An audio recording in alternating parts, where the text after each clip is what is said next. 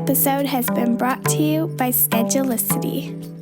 And also by the Pelvic Health Professionals membership site.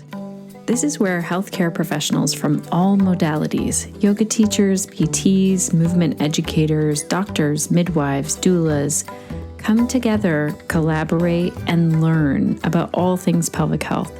We have an up-to-date library of resources, an online private group, monthly Q&A calls, and access to amazing pelvic health experts from around the world.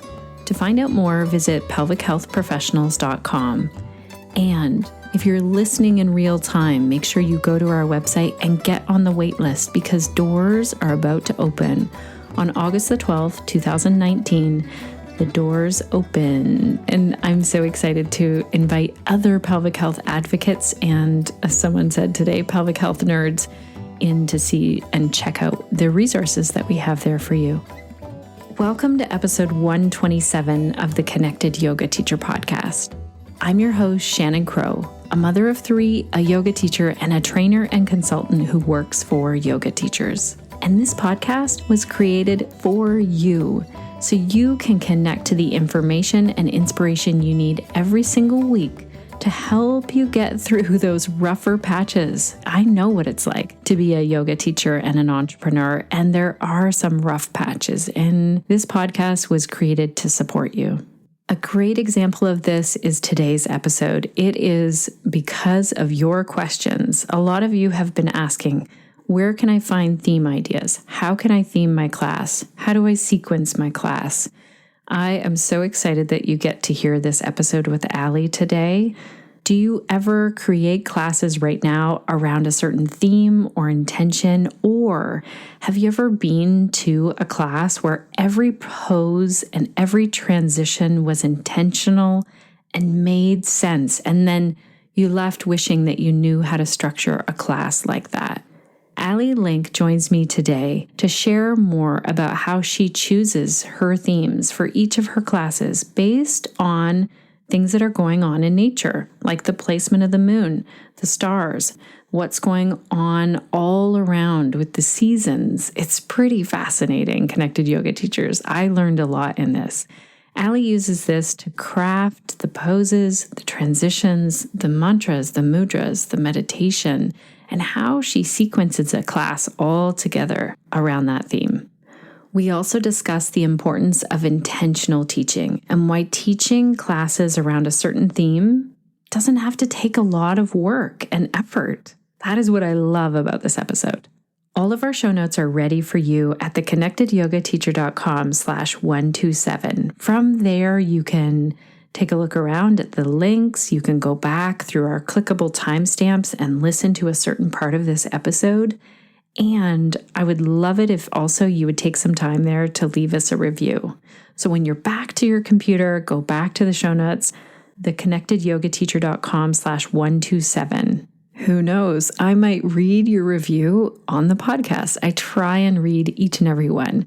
Thank you so much to Darcy Saunders, who took the time to leave this review. Darcy says, the best online yoga community I've ever seen. Supportive, knowledgeable, great ideas, and lots of thoughtful yogis right here. I couldn't agree more, Darcy. I am just amazed at the support that happens in our online community, in our Facebook group. If you're looking for how to join that, go to theconnectedyogateacher.com. There's a join button right on our homepage. And I totally agree. I will see a yoga teacher post a question and then so many helpful answers. All questions are welcome in here. The general rule is if you're going to post something, let it be helpful and supportive of your professional peers. So thank you so much for recognizing that, Darcy, and taking the time to leave a review. This is really the best gift that you can ever give a podcaster. It's sometimes like I'm talking away to myself here in my home office, and it's just nice to hear some feedback like this is helping me. Thank you so much, Darcy. Another really helpful thing that I use in my business every single day is Schedulicity. That's my online scheduling software that I use. I've been using this software since 2011 for two reasons. One, it works really, really well.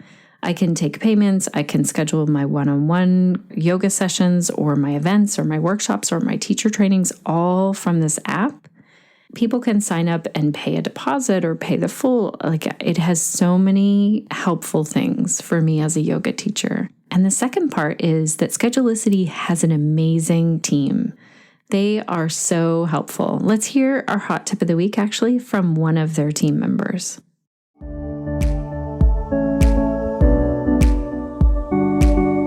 Hello, Connected Yoga Teachers. This is Michaela with the Schedulicity Hot Tip of the Week. Schedulicity is an amazing accounting tool. Your dashboard shows your weekly estimated revenue, the number of bookings you have, and the average revenue per booking. Enabling the payment add-on makes things even easier. Once you're connected to Stripe or Square, all your transactions will be listed on your payment screen, and you can select a date range, search by tender type or confirmation number, and export that information to an Excel document. With your schedule and your money this organized, you might have time to tackle something even tougher, like that weird junk drawer or your kid's closet.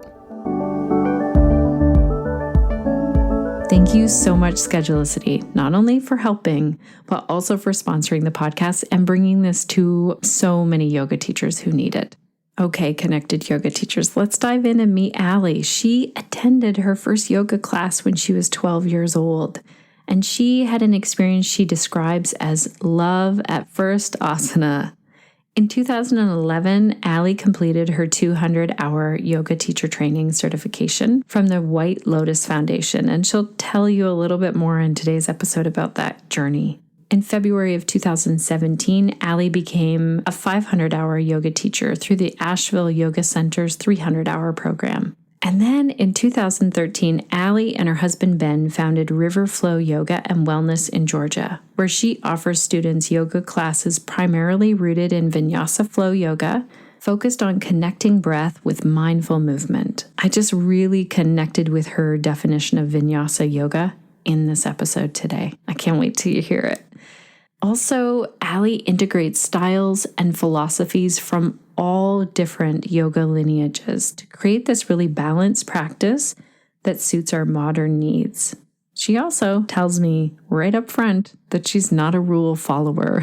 I love this. Alee helps people connect with themselves, each other, the planet, the stars, and everything around them. She has developed an app which just came about talking in this episode. I have already started to use the app. I love it. And since I did this interview with Alee, it actually has affected the way I teach. So let me tell you a quick little story. Actually, I'm going to hold the story. I want you to hear from Alee, and then I will give you the update after the interview of what happened in my own yoga class and how it landed with that group. So at the end of today's interview, I want to share with you some of my key takeaways and what has really impacted me as a yoga teacher. Let's dive in and meet Alee. Welcome to the Connected Yoga Teacher Podcast. Alee, it's great to have you here today. Thank you so much for having me. I'm really honored. I am really excited to dive in and talk into some teaching, theming topics. But before we do that, can you tell our listeners what is the work that you do and who do you do it for? What a great question. I really believe that my dharma, so my purpose on this planet, is to spread the message of connectivity, which is kind of perfect to be on this podcast, right? Yeah. But I teach my students this all the time, is that could it be that our sole purpose here on earth is to connect? So we use the yoga practice to heighten our awareness of connectivity via the breath. So connecting to ourselves, connecting to each other, connecting to this planet, and connecting to, I use the words, all that is. That could be universe, that could be God, spirit, kind of whatever you vibe with. So that's really my message on the mat. And I feel that I get to be this vessel to spread that message. And I really try to, in my yoga classes, bring the ideas and the themes around connectivity into all that I do and teach. Right. That's amazing. And I read somewhere in your bio that your first yoga class was when you were really young. Yes, I was 12 years old when I first took yoga. I'm 32 now, so I've been practicing yoga for most of my life when you really kind of think about it. but I was a dancer. I grew up in a dance studio. My mom still owns a dance studio and still teaches, which to me is just incredible. And so yoga for me, I went with my aunt she's an avid yogi as well. And I went with her to a yoga class, and the movement felt really natural, like being a dancer. But then it was that even at age 12, the Shavasana, I was like, what is this? And how can I get it like every day? So, Oh, I yes, love it's that. in my life. Yeah. When did you then decide to become a yoga teacher? Do you feel like you decided right in that moment, or was it a slow progression? Absolutely not. It was a slower progression. And back in the day, I mean, this was late 90s, back then. And there wasn't much yoga here in the United States, specifically where I live. I live in Columbus, Georgia. And there just wasn't a yoga scene really yet. So I remember I had like a VHS. It was a Rodney Yee VHS of his yoga. And I would do that, in high school and things. And just like kind of enjoy it as part of my dance training. And that's really all it was. And then when I went off to college, I started practicing a little bit more consistently. And I found this studio called Yoga to the People. And it's in New York. I went to college in New York. And it's called Yoga to the People. And it's in a studio in New York. So you can imagine it's like mat to mat. And even in the early 2000s, yoga still wasn't like super cool and popularized as it is now. So I was still, none of my friends practiced yoga. In other words, I would just kind of like sneak to the East Village, take these classes, and it was like everything. And again, like mat to mat, the rule was like you had to have a fist in between each mat. But that's when I started to understand the power of connectivity. So it was one thing to do yoga by yourself, but then to do it for me in a room full of people that crowded and all taking the same breath together was insanely powerful.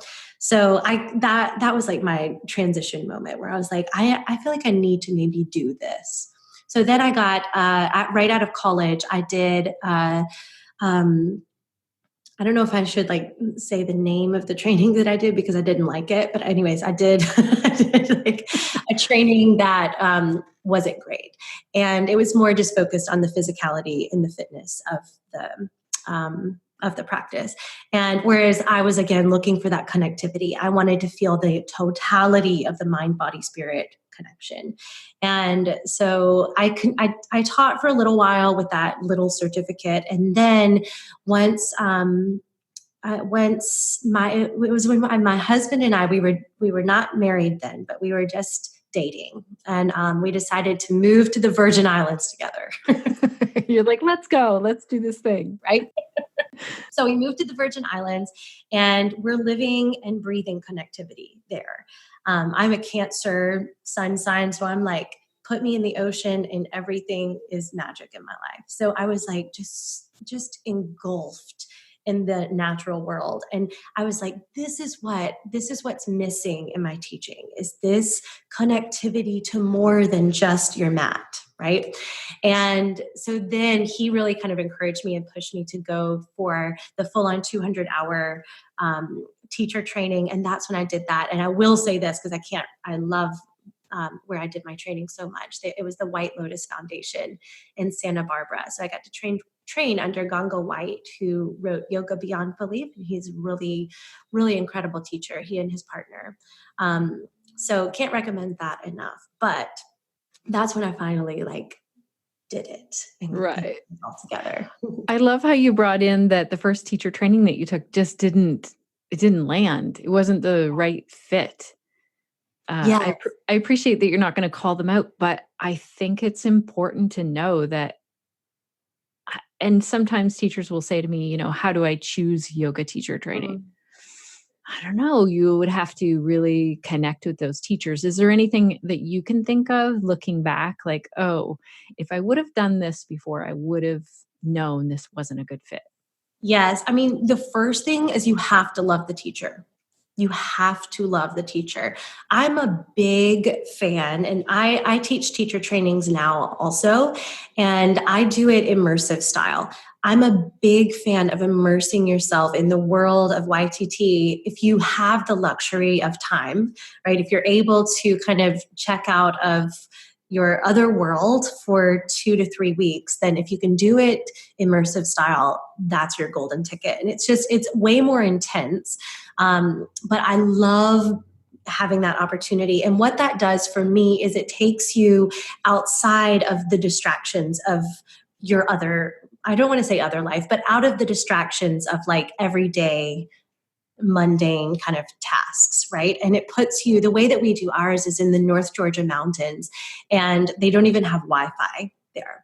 So you're really just in the natural world. And that's how I teach, is like based on what's going on in the natural world around us. And that is our greatest teacher. Always has been, always will be. So I would say definitely like finding, if you can, an immersive, that's beautiful and brilliant. But then secondly, finding a teacher that you absolutely love, because you're going to be spending a lot of time with this person. If you don't believe in the way that they teach, or if you don't get excited about the way that they teach, then you're going to be miserable for those 3 weeks, or if you're doing a module, for those 11 modules that you have to take. So just being really mindful of the teacher and making sure that the teacher is your favorite teacher. Yeah. Oh, that's great. I also love how you brought this up just right at the perfect timing. I'm about to go and lead an immersive prenatal yoga teacher training, and I've never done it that way.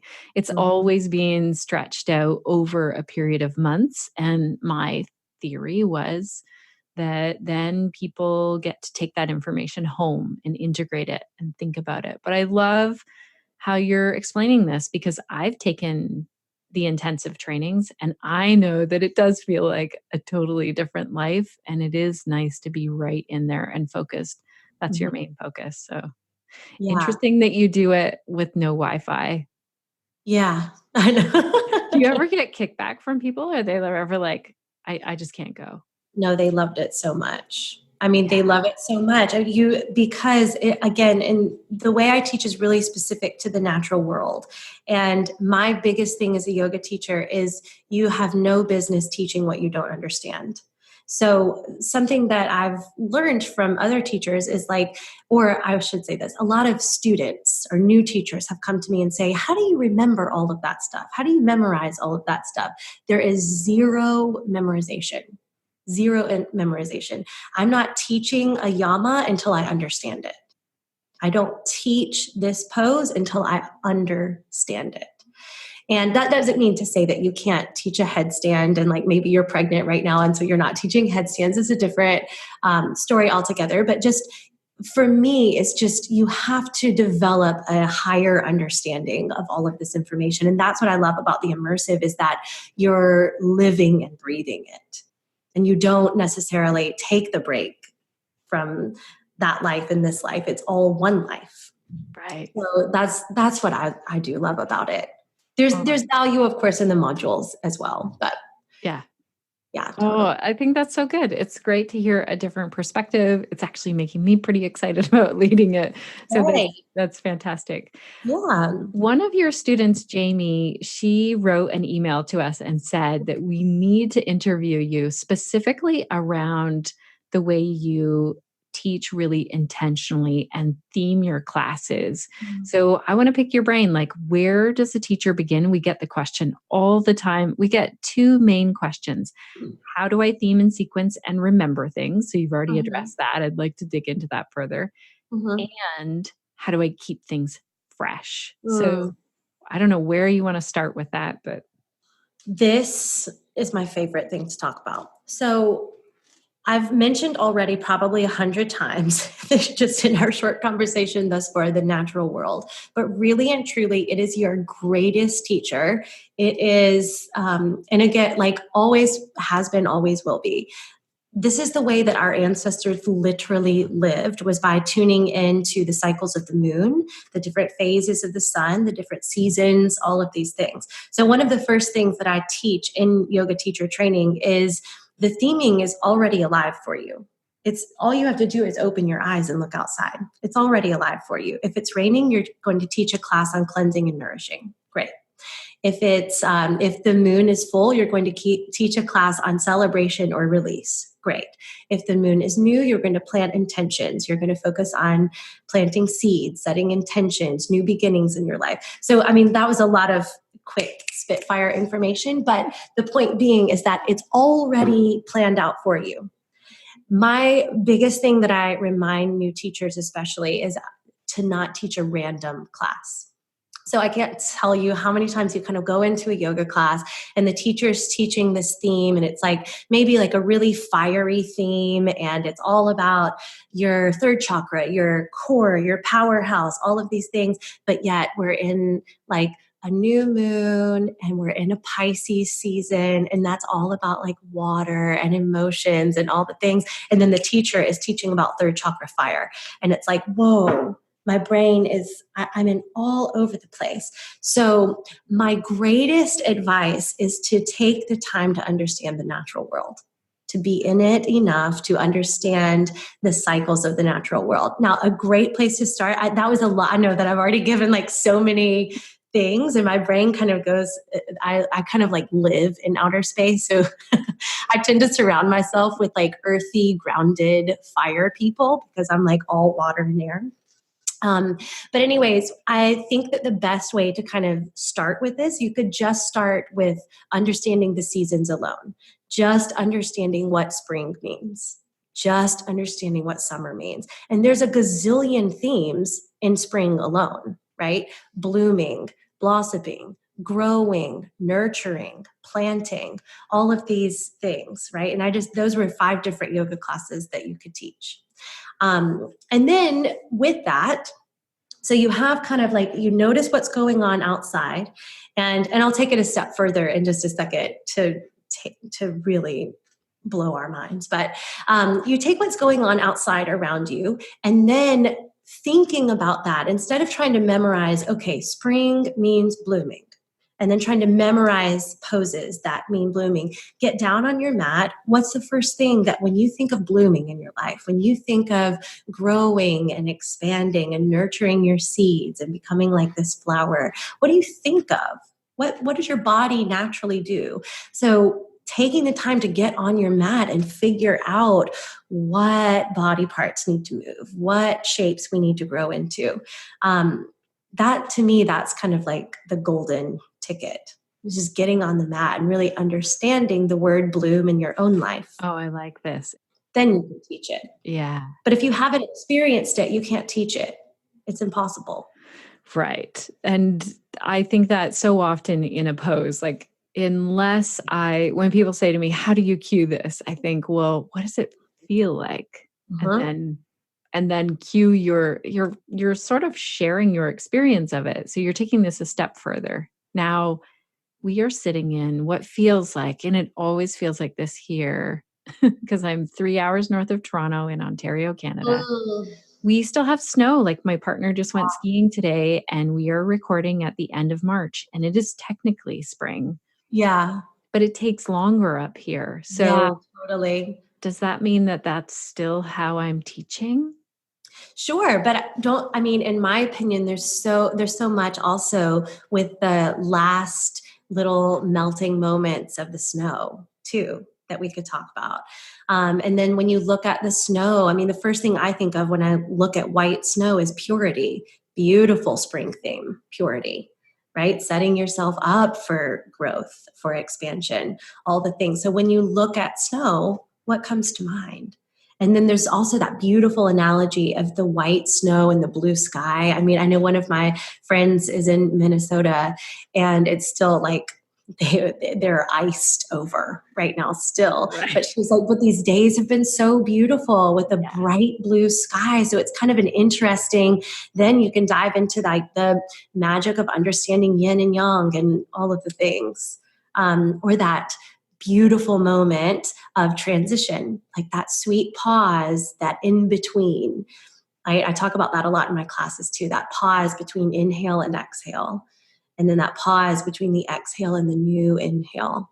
And then taking that time to really talk about transitions in the practice. Sometimes we just kind of fly through transitions. What if the class was focused solely on the transitions? So you have this great, powerful pose, like a twisting lunge or something. You're opening up, warrior 2, you reverse the warrior, and then we really focus on cartwheeling the arms down. Focus on the inhale to up dog. You know what I mean? Just like really taking the time to dissect the transition and be in the transition. Oh, I like that because that really ties in with the seasons. So you said we could start with the seasons. You scared me a little bit when you started talking about Pisces, and I just feel like it's not my thing. Like, is there a simple chart? But you're saying I need to embody it. And what if it's not? It's not your thing. Like I know sort of some signs. I live with a Pisces. I'm a Libra, but I don't know everyone's. Right. I love this so much too. And honestly, I'm going to plug like one thing really fast because I have an app out also that's called MoonLIT. And it's literally, my business partner and I, her name is Allison, and she and I, just a quick backstory. We were teaching, she used to teach for me at my yoga studio.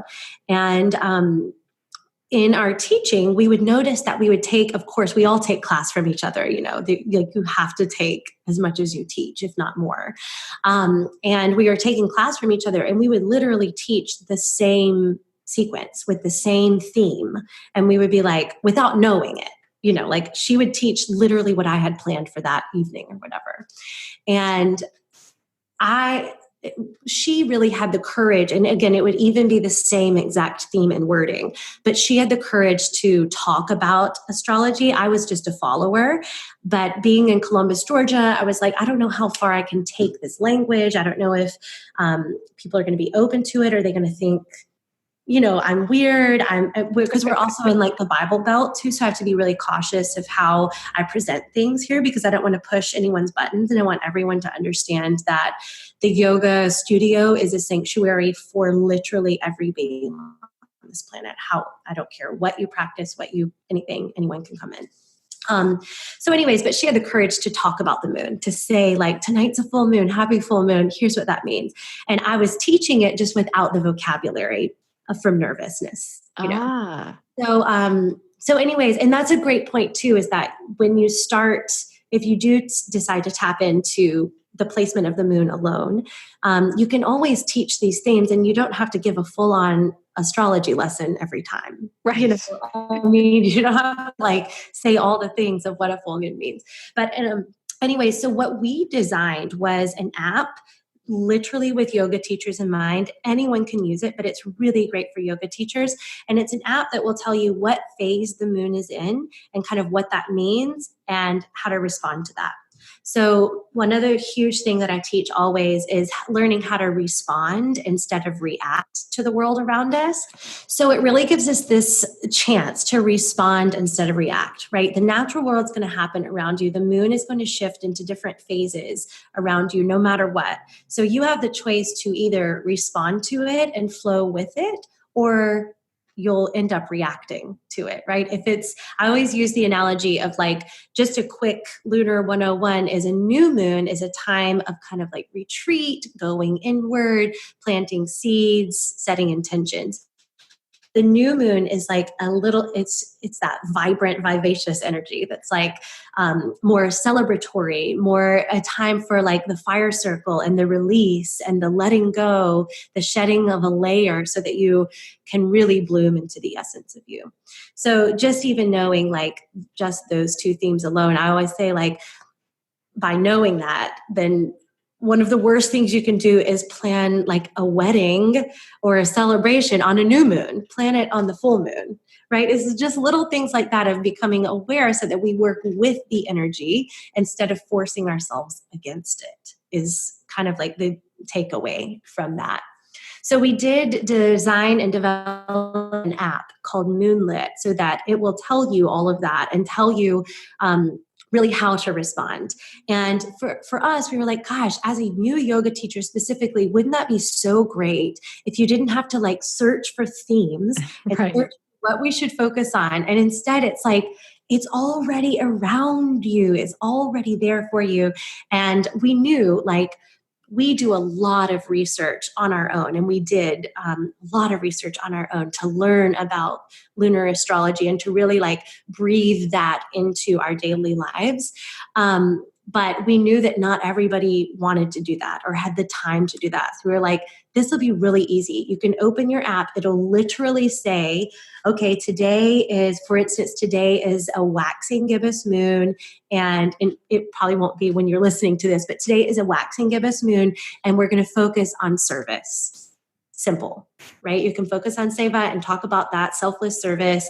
And that's your theme for the class. So you could teach some beautiful heart openers. You could teach the balance of giving and receiving by opening the chest and then taking forward bend, and that's a beautiful class right there.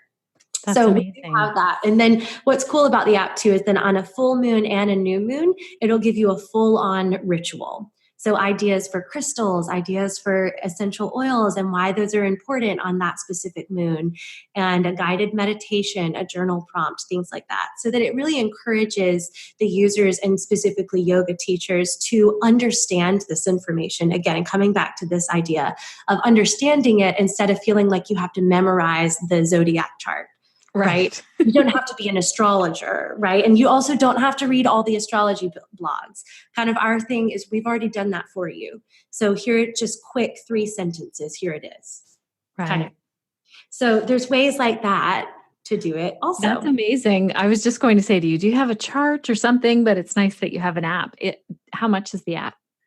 It's $3.99 on App Store and Google Play.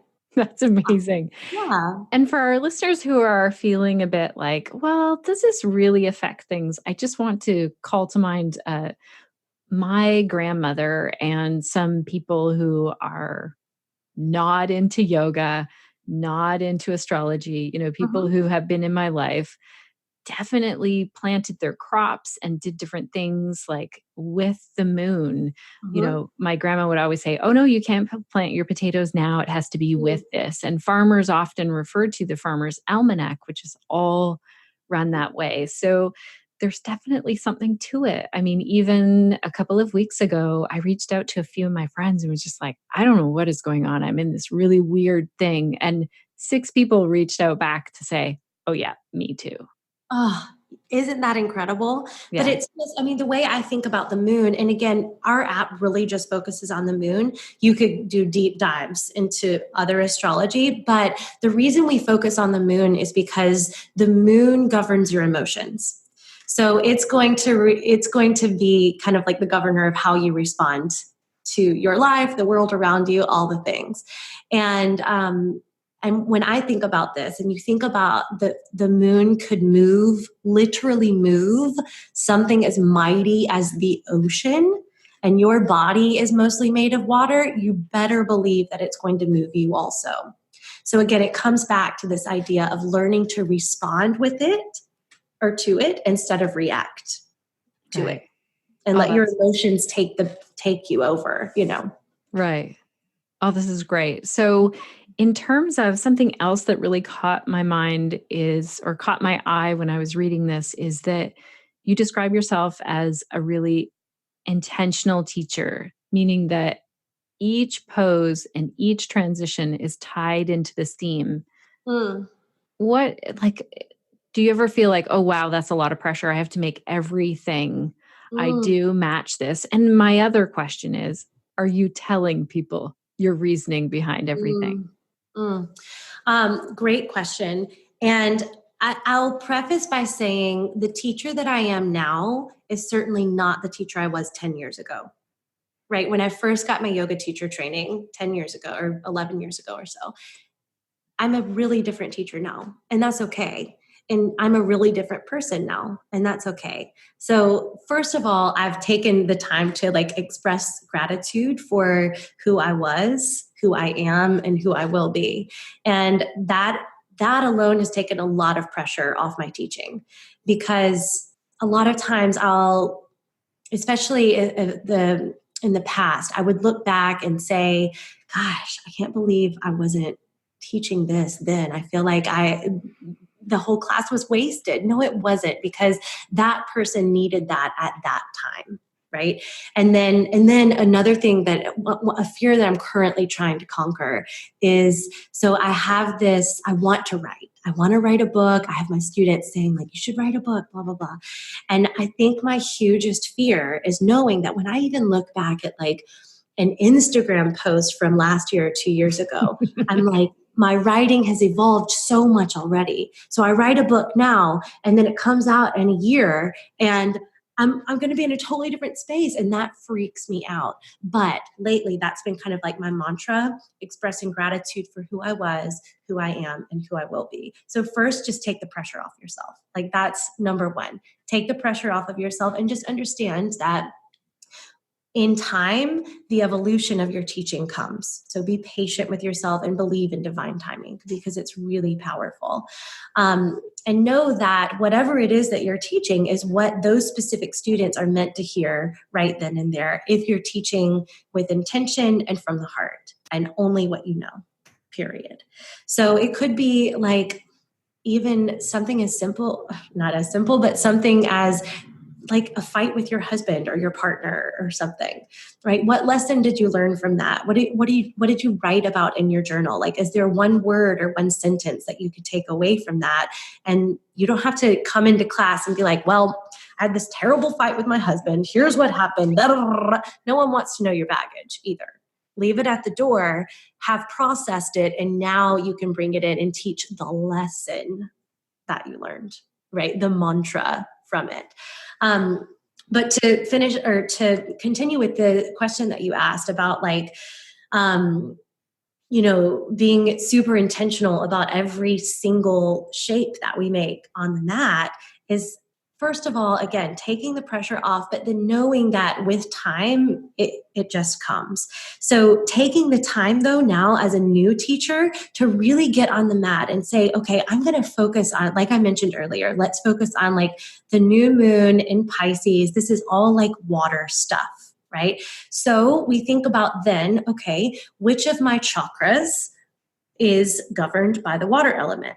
Your second chakra is governed by the water element. So I'm going to teach a lot of, and again, you don't even have to talk about the moon. You don't have to talk about Pisces, but just knowing that you're there, you're going to talk about the second chakra. What comes with the second chakra is emotion. What comes with the second chakra is feeling, passion, sensuality. You're going to do some hip openers, some focus on the pelvis, so I could go on, but just being intentional that I'm going to focus on the second chakra today. And I'm going to teach my students that today, understand that your emotional body is alive in your hips, right? Your suppressed memories, your past feelings, all of this stuff is alive in your hips. So today we're going to kind of clean what I call the junk drawers of the body and focus on that. So you can totally do it, but it's just a matter of understanding how connected everything is. Pisces with the second chakra, with hip openers. I could go on, but just understanding that the chakras are totally connected with the moon, totally connected with the seasons. So same with your body parts, and that's a whole other conversation too. But just starting to recognize, I think it's just getting on your mat enough yourself. Because I think one of the things that yoga teachers do a lot is we read a lot. We read a lot of information, or we watch the doc. I remember when I first got my YTT, I was like reading all day. And this was before I had children. So of course I was just like reading. I couldn't get enough. This was honestly probably before podcasts. I didn't know about podcasts 10 years ago. I don't know. Did they exist 10 years ago? I don't know. I'm not even sure when they were born. Hey, Connected Yoga teachers, I'm jumping in here for a very quick moment because I have a hard time imagining you out and about doing your thing, listening to the podcast, and not knowing the answer to when podcasts were born. Maybe you already know the answer, but if you're like me, as soon as I heard that, I wanted to look it up. The answer that I found, according to internationalpodcastday.com, is 2004. So it was in the dictionary as a word in 2005, but 2004 is when podcasts were born. Okay, back to the interview with Alee. But it's just like, I was just so much information. But the magic of my teaching changed when I just got on the mat. and I started to do the practice. You can't teach Kundalini yoga unless you do Kundalini yoga. Right. Right? Yeah. You can read about it and it sounds cool to do the, ego eradicator, like cool, but like, have you experienced it? That's the thing. So taking enough time to really dive into your own spiritual practice, your own sacred practice, whatever that looks like for you. And I think that's when you start to recognize the connectivity of everything. That's when you're like aware enough, when you step outside, you're like, oh, the tree. Whoa. The lessons I could teach from that tree. Right. So when you are leading your yoga teacher training to new teachers who are stepping out there, what do you tell them in terms of, so you've told them get down to your mat and see what comes out in your own practice. Then are they writing it out? Are they just living in the experience? Are they planning their classes? How do you guide them and lead them in terms of, here's the theme? Do we write it out and have our notes?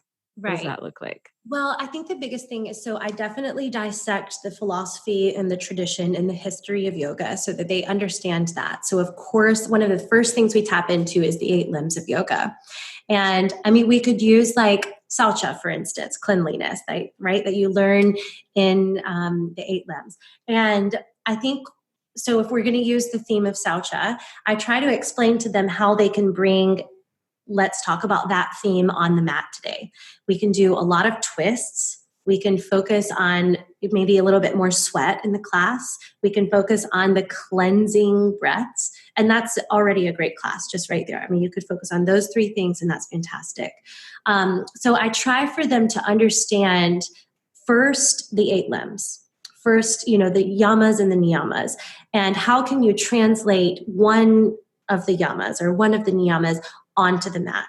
And then we'll learn the different properties. So as I'm teaching twist, for instance, we're going to learn all the properties of a twist, right? The properties being it's a cleansing pose energetically and physically, that you're literally wringing out your digestive tract, right? And not only that, but when you think about any twist, your heart is wide open. And so how yummy that feels for your heart to be expanded as you're cleansing. And that moment of after you finish that, you can't go any deeper in the twist, and then you unwind and it's like a rush of blood, a rush of fresh oxygen, and like how yummy it feels to be cleansed, to be purified. It's understanding that. So why we twist. So why we do back bends, why we do forward bends. So again, understanding the why of it all and knowing that you can connect it all together. And then of course I teach the chakras, and I try to teach it in a way that helps the students to really understand them instead of memorizing them. Of course, your powerhouse is yellow like the sun, right? Of course, your 3rd chakra is yellow like the sun. Of course it is. And I mean, we could keep going on and on and on and on. But so taking the tradition, taking the philosophies, taking the principles that have been laid out for us already, and then understanding how each one fits into different shapes, how each one fits into different breath techniques, how each one fits into the chakras. So to see that it all comes together as one big whole. That's amazing. It's really calling to mind. I did a dance through your chakras with Mega, who teaches out of Kripalu. And at the time she was teaching in Costa Rica. And I thought, yeah, this will be fun. Like we get to dance and we're going to do some work with the chakras. And we did like 1st chakra, 2nd chakra, 3rd chakra. And I was feeling just happy every day to be there and dancing in the jungle. And we hit the 4th and I was like, I don't want to be here. And that's when I was like, uh-oh, this is more than just me learning more like the colors and the elements. I was embodying it and not feeling comfortable all of a sudden.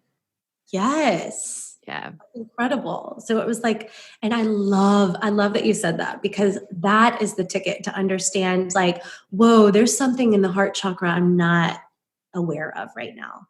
There's either something I need to forgive or I need to heal, or, the list goes on in the heart chakra. What is it? And that kind of like woke you up and said, wow, I don't want to be here anymore. What is that? Right when you got to the fourth chakra. That's really powerful. Yeah, it was. I remember Yes. poor Mega was like, well, we're doing it today. Here we go. But that's when the healing happens. Yes. That's the medicine. It's like when you're in a shape and the teacher is talking about some specific chakra or whatever, and you're resisting it. It's like that's where the medicine needs to happen. I think that's where the healing needs to go in. Yeah. Cool. So do you have a way that you map out a class in terms of a peak pose? Like, is there anything to do with how you sort of lay a class out or help your beginner students? I feel like I get this question over and over again. How do I plan this class out? You told us that we can definitely go with the seasons and add to it. We can use the app or other tools like that. And if we just remember a few elements, then what about really planning out like? Yeah.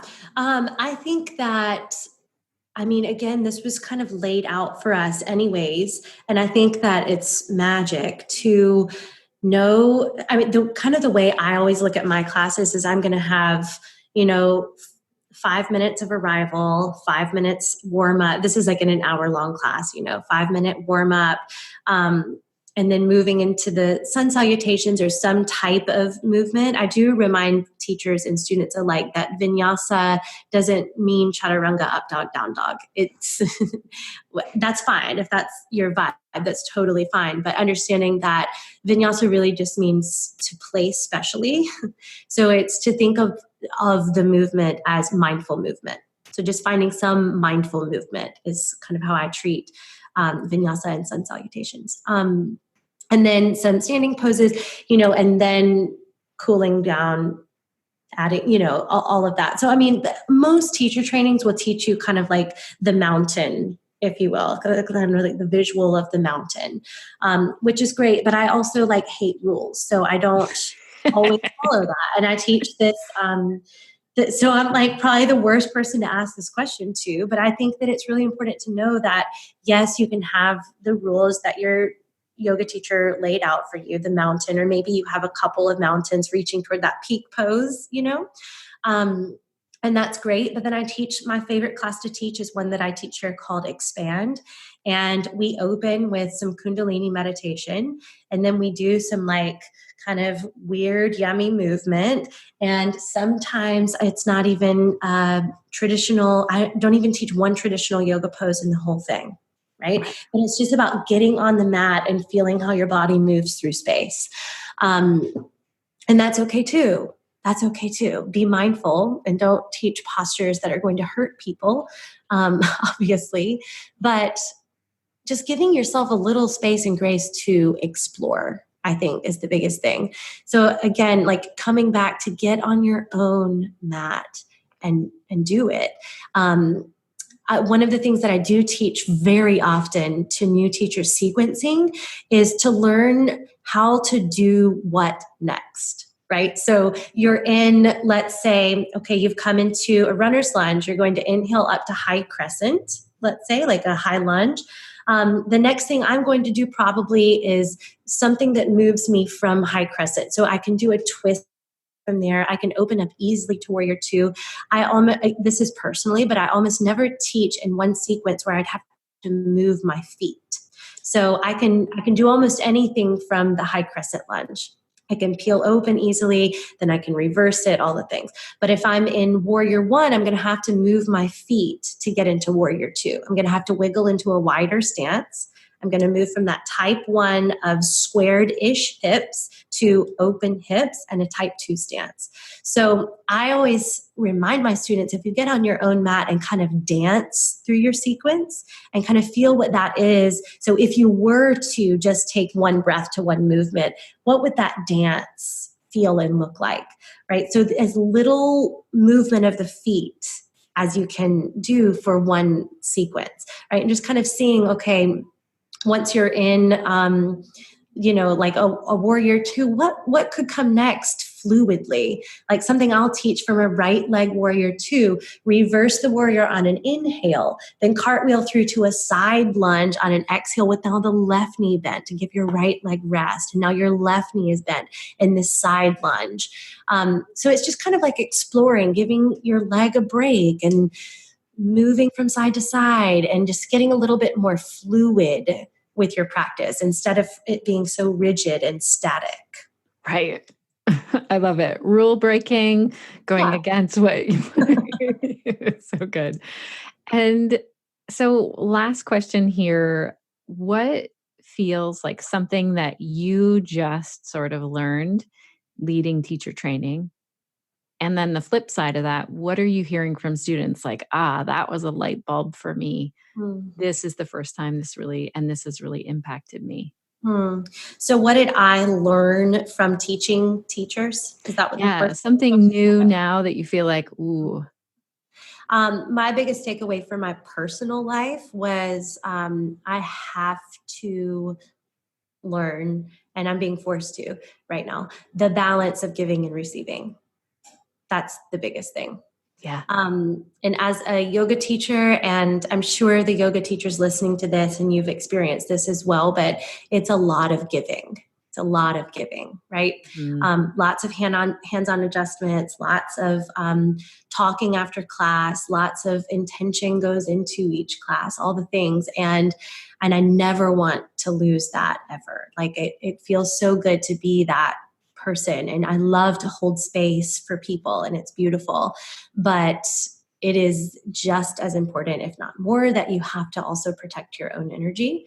And I always use the analogy of there are boundaries. When I step into the space, I take a moment before I teach to step outside, and I just, take a moment to pray to the universe, to God. Again, insert your word there, to say, thank you so much for this opportunity. May I be a vessel to these people. I release any ego fears holding me back from speaking only the truth and only what these specific souls are meant to receive right now. So that's helped a lot. And then before I step into the space, I kind of visualize boundaries around me, but they're translucent. They're clear boundaries. So you can still see me. You can still experience me, and I can still see you and experience you. But there's just a little bit of a wall so that I don't carry that home with me, because I'm very empathic. So when someone, tells me something after class, or I give them an adjustment and I can literally feel their energy in my hands, that it's easy for me to wear it. So that's my biggest lesson is learning to give, but then also receive. So retreating for myself, but also like letting people help me. I now on the next teacher training I'm teaching, I'm having one of my teachers come with me to help, right? Yeah. So that I get some space to receive. So that was the biggest thing I learned from teacher training. And then the second part of your question was, what do you think was a light bulb for your students lately? The teachers in your teacher trainings. Yeah. Okay. I love this so much. And again, it goes back to the fact that we did an intensive style, like immersion, and where they were literally living, breathing yoga and the natural elements. And to see all of them now so highly connected to all of this stuff is blowing my mind. It's very cool because it sounds, just learning lunar astrology alone sounds really overwhelming. But once you've done a full moon ceremony, a new moon ceremony, or whatever it may be, and again, you don't have to go to a full-on moon ceremony or circle. You can totally do this for yourself, like super simple, just tuning in. But seeing all of my students now using this, their intuition is heightened like I've never seen. It is the coolest thing and again, when I was teaching all of this, they were really overwhelmed. I'm not going to lie. And in fact, as I'm teaching all of this in it was a little over 2 weeks that we were all together in North Georgia. They were kind of, some of them were freaking out. They were like, this is a lot. You're kind of expecting a lot out of us. Cause I'm like, y'all, hello, you could teach like the theme of the tree that's right there. And it's this, and this, and it's the heart chakra cause it's green and we breathe and it's air, all this stuff. And they're like, that's a lot. We're not there yet. I'm like, yes, I know. But when you really start to understand this and you're living and you're breathing it, by the end of these 2 weeks, your mind will be blown. And it was. And to see them so aware, so tuned in, conquering fears, removing layers, shedding skin, all the things was unbelievable. And now I see it in their classes that they're teaching, in different ways that they're doing it. So Jamie, that you mentioned that she wrote to you, she's our children's yoga teacher here at the studio. And so she's taken all of the YTT information and she's putting it into children's yoga classes. And it's gorgeous. And she just taught a full moon ceremony to the children. Oh. And which, like, if you want to just bawl crying, I mean, it's like the cutest thing you've ever seen. But she teaches, what I love is that a lot of the like children's yoga that I've seen in the world, it's cute. It's so cute, but a lot of times it's like not using the real names for the poses, and it's all about animals, and which is great and it's so cute. But what I love that she's doing is she's teaching them mantra. She's teaching them mudras with their hands. She might not teach them about the specific chakras, but she's going to use the third chakra, and their mantra that week is "I am powerful," or whatever it may be, and to see children do that is unbelievable. So she's taken all of this and done her own thing with it, with the children. So in other words, just like quick word to say what I've seen is their intuition is blowing my mind. I love that, because I think that intuitive knowing is what really then connects us. Who am I as a unique teacher? Not trying to be someone else or trying to force something, and you're adding this other layer, this connection to what's going on around us in the earth. Yeah. You're making me rethink things. I mostly teach one-on-one yoga, private yoga. And I'm thinking, wow, if I started to add that in, I feel like my students would really appreciate it. If I said it might be a little harder to start an at-home practice right now, but here is I'm guessing the full moon or the new moon. I don't even know, but this might be the time to start that new project. Exactly. Okay. On a new moon. Yeah. I mean, I just think that here's the thing. The natural world is happening around us regardless. So we can either jump into the flow or force ourselves against it and resist it. Right. And the natural world is just constantly moving, evolving, and changing. And so should we. Right. And so kind of just like that, when we let go of our need to kind of resist and force ourselves against something and instead surrender into the flow of it, life just becomes so much more harmonious. And same with your teaching. It just becomes so much more fluid when, instead of searching for the themes that we should teach, we just open our eyes and look around us. It's really, really powerful. But again, like, your students are going to feel winter regardless of if you talk about it or not. You could talk about it, and whether you want to use like the actual terminology, it doesn't matter, but just talking about the themes of winter, for instance, or whatever. Yeah. I used to teach a hibernation series, and my students loved it. And I was like, I struggle in winter, and here we go. Like, here are some things that we can use together. So I know I already said one last question, but I have another one. You're talking about the things that are going on around us in nature. And I'm curious, do we bring in the things that are going on around us, say in the news or for humanity? And I'm thinking of, I think in Georgia, you just maybe in the last year or two, you had a huge hurricane there. Correct me if I'm wrong. And just things, if we have things going on politically, how do we balance that for our students? I personally don't talk about politics. It doesn't interest me. It's not my thing. That's not to say I don't believe certain things, and have my own opinions about them. I just say that politics are already happening, and you could pick up again, like a lesson. So it's like, you wouldn't come in, for instance, and talk about the fight that you had with your partner necessarily. Right. You would talk about the lesson you received from it. Now, sometimes I do come in and say, so I just had a fight with my husband, and here's what I learned. Right. You don't have to go into the details of it. But I don't always. Mostly I just say, here's our mantra. Here's our word of the day. Here's our focus or whatever. So same thing with politics. I mean, I can't say that I recommend talking about it in class because especially where I live in Columbus, Georgia, is I obviously don't believe what the majority of people believe here politically. So I shouldn't say obviously because who knows, but so anyways, I don't want to bring any confrontation into the space. That's a personal preference. If you're, if you're a fire sign, if you're like Aries, Leo, Sagittarius, you're going to be fine. You're going to be fine. You're going to like thrive. And that's your truth. And that's your superpower. So go for it. But I'm a Cancer. I'm a mama, a water. I just want to like nurture people. That's all, so live your truth. First of all, talk about what you know, what you believe in.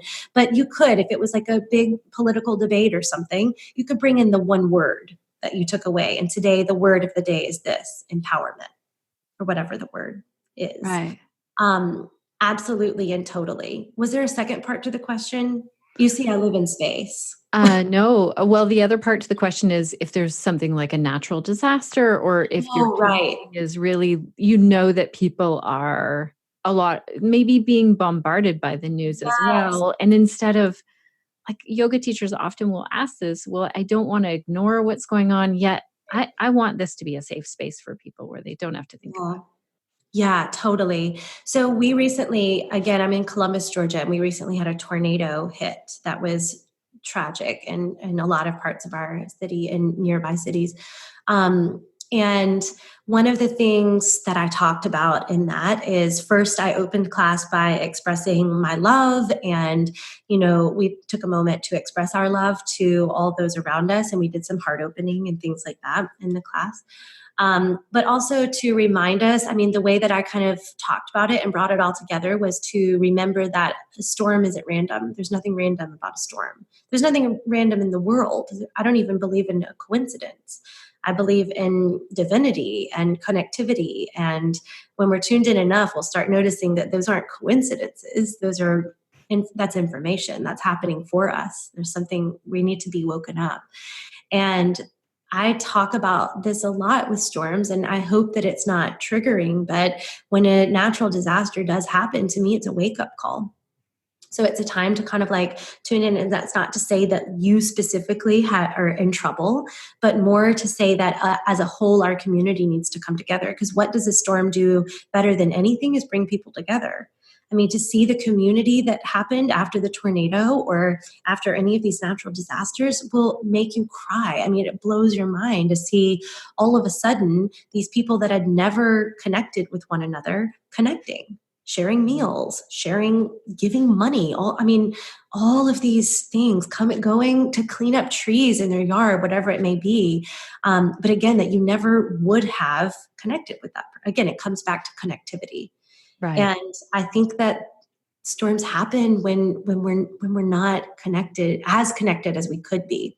So yes, they happen, and yes, it sucks, but it's, for me, a reminder to my students of more like, this is all happening for us, right? It's not that there's like some evil force against us. This is happening for us. Let's wake up. Let's wake up and connect to one another. So a beautiful yoga class is teaching that, and then heart openers and connectivity and gratitude. And, loka samasta sukhino bhavantu, right? May all beings everywhere be happy and free. That's beautiful. Thank you for sharing that. I know it's a tough question, and really, we hadn't chatted about it. It puts you on the spot a little bit. So I really appreciate that. Thank you so much for your time. If listeners want to reach out and connect with you, how do they do that? Where do they go? Sure. Probably easiest on social media. So I own a yoga studio called River Flow Yoga, and that's our handle, River Flow Yoga. If you're interested in connecting with the MoonLIT app, it's at MoonLIT Tribe and moonlittribe.com. And then you can download the app in the App Store and Google Play. And then my personal, if you want to see cute photos of children, really, that's all that's on there.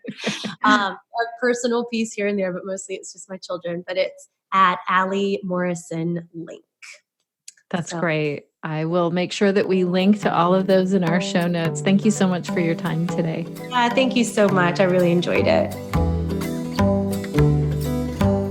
All right, Alrighty, connected yoga teachers. I want to hear from you. What really landed for you about this episode? Share that in our comments if you go to the connectedyogateacher.com/127 or in the Facebook group. I would love to hear from you about this. Some of my key takeaways, this whole idea that the natural world is our greatest teacher is fascinating to me. And I feel like this makes planning and theming classes so much easier when we look around what's happening out there in nature. Now, I want to tell you 2 ways this has really impacted my teaching and my life. Some of you may know that I'm not usually a big promoter of group yoga classes. That's because I feel more comfortable and more effective teaching one-on-one yoga. But did you hear how Alee was talking about group classes? I really took this in. The second thing is that Alee really talked about an intensive or an immersive YTT. And this was before I actually went and led the Mama Nurture immersive whole training in Bermuda. And I wasn't quite sure how it was going to go. I know that I like my teachers to take a little piece over a weekend of the training, go back home, integrate it, practice it, teach it, do it, and then come back. I feel like we have such rich discussions. But you know what? Doing these 2 trainings back to back, the intensive or the immersive, and then one that split up over 3 months, there were pros and cons to both. And I actually see them both in such a positive light for different reasons now. So the main lesson for me in this was to stop voting, to stop judging things as much as I do. And it was really great to get a new perspective on this from this interview with Alee. And I feel really, really blessed and very lucky that this is part of the work that I do. I carried something else with me in one of these weekends. So the very first weekend of Mama Nurture, and the one that's divided up into 3 weekends that I teach here in Ontario, going into the training weekend, I was feeling pretty crummy about just the weather, the way winter was really holding on. And it sure did hold on that weekend. It was actually snowing that weekend, and it was the very end of April. So I was like, enough already. And as a little aside, Alee talked about the difference between reacting to what's going on around you or responding. And I feel like at that moment, I was really reacting. I wasn't responding. And so I carried this interview and parts of this interview with me in terms of how could I take what was going on in nature and try and find something there. And what I came to, this place that I came to, was this visual of a tiny seed of a plant, all cozied up under the snow and kind of hanging out in the darkness and the mud because it was kind of rainy and cold, but like covered by this blanket of earth. And so I brought that into the very first part of the yoga that I led that weekend with people. And what I loved was the response that came out of it. People came up to me at the end of class and kept going on and on about how, in a beautiful way, kept going on and on about how this impacted them, this whole visual of the seed. And for me, I was doing my best to really find something to hold on to that felt not so negative in this, and to find something that was more positive. And I felt like it really did land with people when I rooted it in my own experience, but I didn't just sit up at the front of the room and complain about the weather, my own experience and what was going on around us in nature. It made such a difference. So I would just invite you to try this, and I'd love to hear how it goes. Okay, that was a long key takeaway, but I wanted to tell you that story.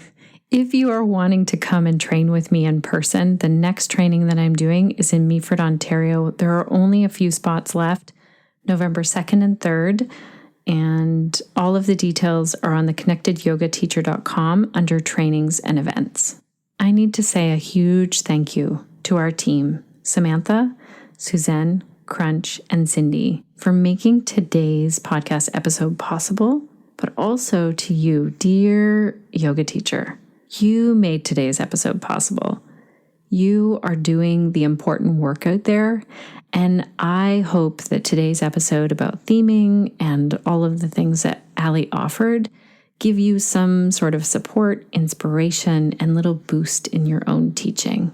So I want to know, what will you be doing this week to stay connected? Alee talked about the importance of that. How can you stay connected to yourself, your yoga practice, and to the community and the nature around you so that you can share the yoga that lights you up?